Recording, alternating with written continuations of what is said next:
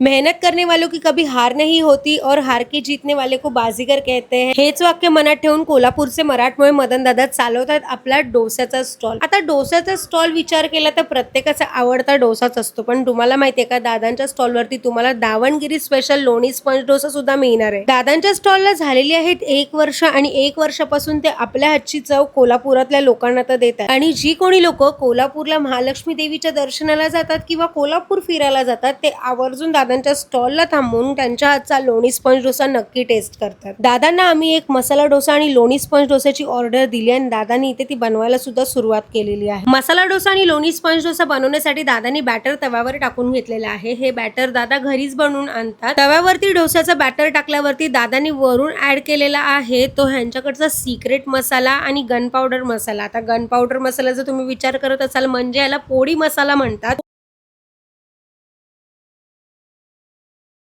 बघून तर अक्षरशः आमच्या तोंडाला पाणी सुटत होतं आणि गरमागरम लोणी स्पंज डोसाचा सुगंध तर आसमंतात दरवळत होता. कोल्हापूरला तुम्ही पहाटे आलात तर पहाटे पहाटे तुम्हाला गुलाबी थंडी तर जाणवते आणि या गुलाबी थंडीमध्ये तुम्हाला गरमागरम डोसा आणि तसाच लोणीदार स्पंज डोसा खायला मिळाला तर ओ हो माझ्या विचार करूनच तोंडाला पाणी सुटत होतं. इथे आपला गरमागरम मसाला डोसा तर तयार झालेला आहे. बघू शकता तुम्ही किती छान दिसतोय. मसाला डोसा बरोबर आपल्याला दिली जाते ती चटणी आणि सांबार सुद्धा. आणि इथे आपला हा मसाला डोसा तर रेडी झालेला आहे, पण माझं संपूर्ण लक्ष आहे ते फक्त लोणी स्पंज डोस्यावरती. दादांना मी लोणी स्पंज डोसा थोडासा क्रिस्पी करायला सांगितलेला. मला माहितीये की तुम्ही विचार करत असाल की लोणी स्पंज डोसा तर कापसासारखा सॉफ्ट असतो, मग ही क्रिस्पी का करायला सांगते. तर मला बघायचं होतं की लोणी स्पंज डोसा पण क्रिस्पी जरी केला तरी पण तो खाण्यासाठी सॉफ्ट लागतो का. दादांनी इथे पुन्हा एक डोसा बनवायला घेतलेला आहे. बघितलं तुम्ही डोस्याचं बॅटर तव्यावर टाकलेलं आहे आणि गोल गोल असं हाताने डोसा फिरून छान असा आकार डोसाला दिलेला आहे. आणि डोसा क्रिस्पी होण्यासाठी डोसाच्या बाजूने दादांनी तेल सुद्धा सोडलेलं आहे. जसा आपण एखाद्या ऍडव्हर्टाइजमेंट मध्ये बघतो ना डोसा,